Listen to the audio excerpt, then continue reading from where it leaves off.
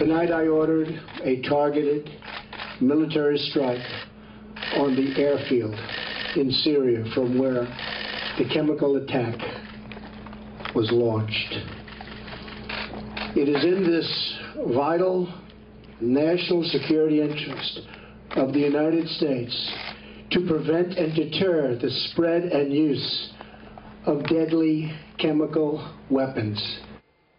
That was President Trump last night announcing the U.S. missile strike against a Syrian air base. Now, the U.S. Navy, they launched 60 Tomahawk missiles. 59 of the 60 hit the target with only one landing in the sea.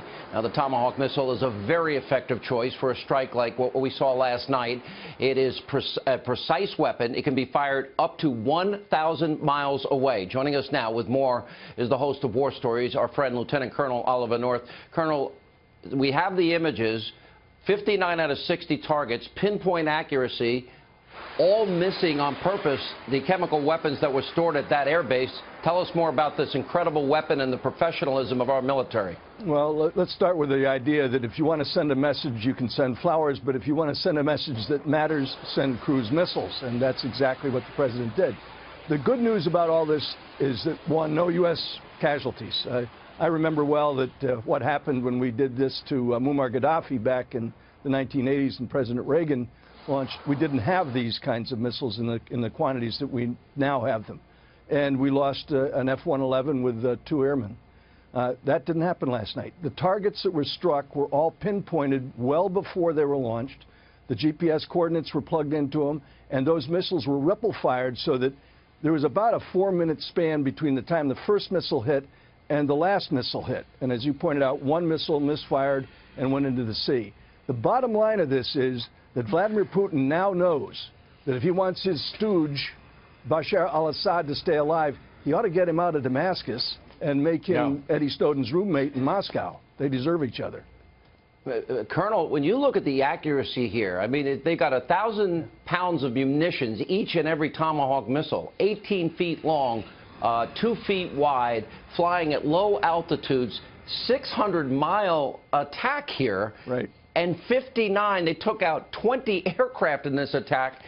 It is almost precision perfect. Well, it was. I mean, and Sean, one of the things that's important, because there's a lot of back chatter right now about whether this was a legitimate target. Shayrat Airfield was a legitimate target.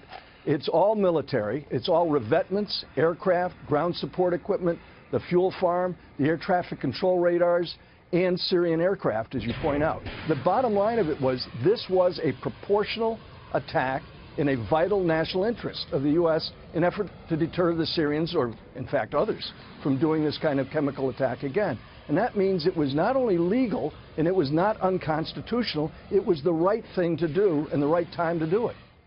You know, it's amazing the professionalism of these guys. Colonel, do you see any potential response? I don't see it from either Assad or Russia, although Russia's trying to do a little phony saber rattling as we speak. Yeah, I think that the collateral damage or the unintended consequences is one of our sister, well, I guess they're not even relatives, but another network is now talking about.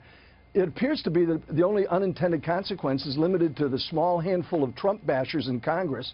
By the way, shamefully, one of them is a U.S. Senator from Virginia, Tim Kaine. He ought to have known better. Look, there's very positive consequences of this. The Moscow, Tehran, Damascus troika of terror is coming to a close. It's going to get unraveled. And other than Pyongyang, Vladimir Putin doesn't have any friends that matter. Number two, good point. Assad is in real danger of a coup from his generals. If he goes, Hezbollah loses their logistics lifeline from Tehran through Baghdad and up the Euphrates River Valley into Lebanon. These are very positive consequences. North Korea's chubby little despot and his Ayatollah allies in their new ICBM joint venture is now in jeopardy, and he knows it. And one thing, I differ with one of your previous guests. The Turkish strongman Tayyip Erdogan has been prancing around with Putin and musing about pulling out of NATO. Well, guess what? The music just stopped, and Erdogan has suddenly realized, maybe I better back up my NATO relationship so that I'm not the next one to go. I'm going to write this down. Chubby little despot. Colonel, he is. Good to see you, my friend. Safe home. Appreciate you. Semper Fi. And Semper Fi, my friend.